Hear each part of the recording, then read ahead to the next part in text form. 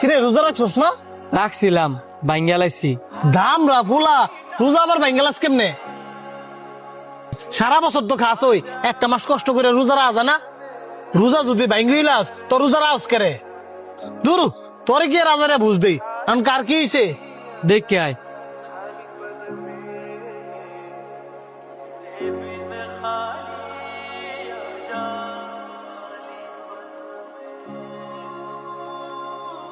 কিরে তোরা সবাই দিয়ে নো কার কি হয়েছে?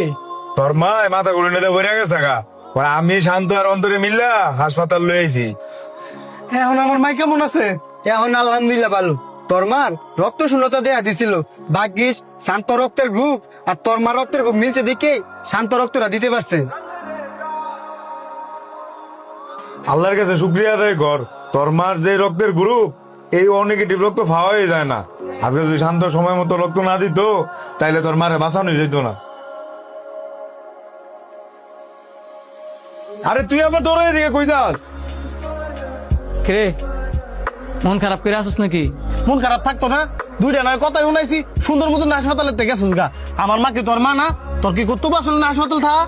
কর্তব্যের ভিতরে পড়ার দিকেই তো রোজা ভাঙ্গে তোর মার আমি রক্ত দিচ্ছি, আর তুই আমার ভালো মন্দ না জিগায় অনেক অপমান করছস।